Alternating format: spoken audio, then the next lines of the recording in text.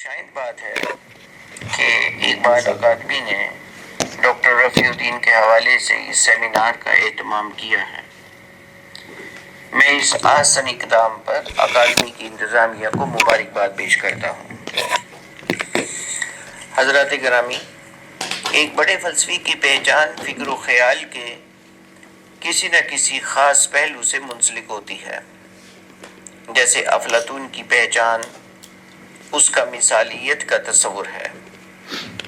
ارسطو کے فلسفے کی خاص بات اس کا تصور علمیہ ہے۔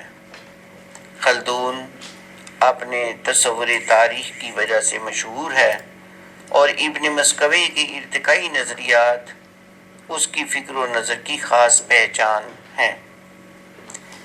ہیگل کو جدلیات کے تصور، نیتشے کو فوق البشر اور فرائیڈ کو تصور تحلیل نفسی کے باعث شہرت ملی۔ برصغیر پاک و ہند ہی میں نہیں بلکہ پوری دنیا میں اقبال کی پہچان ان کا تصور خودی ہے۔ حضرات گرامی، اقبال کے بعد ڈاکٹر رفیع الدین وہ پہلے پاکستانی فلسفی ہیں جن کے ہاں ایک خاص نظام فکر پایا جاتا ہے اور وہی ان کی پہچان ہے۔ ڈاکٹر صاحب کے نظام فکر کا مرکزی نقطہ نصب العین کا تصور ہے۔ ان کے تمام افکار اسی تصور کے گرد گھومتے ہیں۔ ان کا یہ خیال ہے کہ ہر نصب العین کے ساتھ حسن، خیر اور صداقت کی خوبیاں وابستہ ہوتی ہیں۔ کامل نصب العین کے لیے ضروری ہے کہ وہ اپنی ان خصوصیات میں بھی کامل ہو۔ ڈاکٹر رفیع الدین کے بقول انسانی معیشت و معاشرت کا کوئی بھی پہلو ایسا نہیں ہو سکتا جو نصب العین سے عاری ہو۔ نصب العین ہی عمل کو تحریک فراہم کرتا ہے اور انسان جس قدر نصب العین پر عمل کرتا ہے اسی قدر اسے طمانینت حاصل ہوتی ہے۔ تاہم کامل طمانینت کامل نصب العین ہی سے مل سکتی ہے۔ انسان کامل نصب العین کا آرزو مند ہے تاکہ وہ کامل طمانینت سے ہمکنار ہو سکے، لیکن وہ کامل نصب العین کی جستجو کرتے کرتے بعض اوقات غیر کامل نصب العین کو کامل نصب العین کے طور پر اختیار کر لیتا ہے۔ اس غیر کامل نصب العین کا ادراک بالآخر مایوسی اور بے اطمینانی کا باعث بنتا ہے، مگر کامل نصب العین کی جانب سفر جاری رہتا ہے۔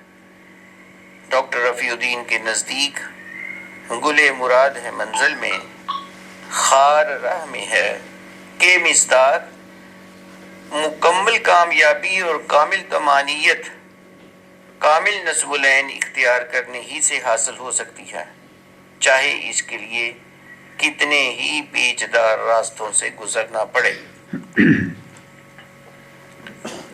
ڈاکٹر رفیع الدین 24 جولائی 1901 میں پیدا ہوئے۔ وہ اقبال کے ہم اثر تھے۔ ان کی انگریزی اور اردو زبان میں لکھی ہوئی تمام کتابیں اس امر کی گواہ ہیں کہ وہ فکر اقبال کے بہت بڑے شارح اور ترجمان تھے۔ ان کی فکر و نظر پر فکر اقبال کے واضح اثرات نظر آتے ہیں، یہاں تک کہ ان کی تحریروں کا مطالعہ کرتے ہوئے ہر دم اس بات کا احساس ہوتا ہے کہ گویا وہ کلام اقبال ہی کی تشریح و توضیح کر رہے ہیں۔ مگر عجیب بات یہ ہے کہ وہ حکمت اقبال کو چھوڑ کر دیگر کتابوں میں کہیں بھی براہ راست کلام اقبال سے کوئی حوالہ نقل نہیں کرتے۔ مجھے لگتا ہے کہ ڈاکٹر رفیع الدین کی فکر و نظر کا مرکزی نقطہ یعنی ان کا نصب العین کا تصور بھی اقبال ہی کے تصور خودی اور بے خودی کے بیچ کی ایک کڑی ہے۔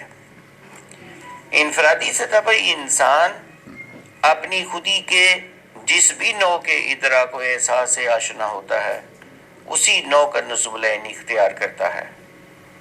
نصب العین اختیار کرنے کے بعد اگلا مرحلہ بے خودی کا ہے۔ اس مرحلے پر خودی اپنے ادراک و احساس کے مطابق اختیار کیے جانے والے نصب العین پر عمل درآمد کا آغاز کرتی ہے۔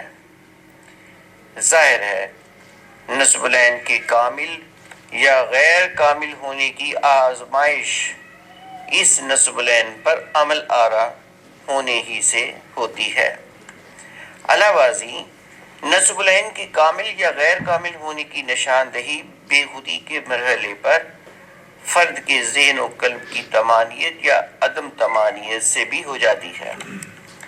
اگر خودی کا ادراک اور احساس کامل ہوگا تو اس کے تحت اختیار کیے جانے والا نصب العین بھی کامل ہوگا، اور یہ کامل نصب العین بے خودی کے مرحلے سے گزرنے کے بعد فرد کے لیے ذہن و قلب کی طمانینت کا باعث بنے گا، ورنہ صورتحال اس کے برعکس بھی ہو سکتی ہے۔ اس سے یہ ثابت ہوتا ہے کہ ڈاکٹر رفیع الدین کے نصب العین کے تصور کو علامہ اقبال کے تصور خودی اور بے خودی سے علیحدہ نہیں کیا جا سکتا۔ اس میں کوئی شک نہیں کہ ڈاکٹر رفیع الدین کا مطالعہ بہت وسیع تھا۔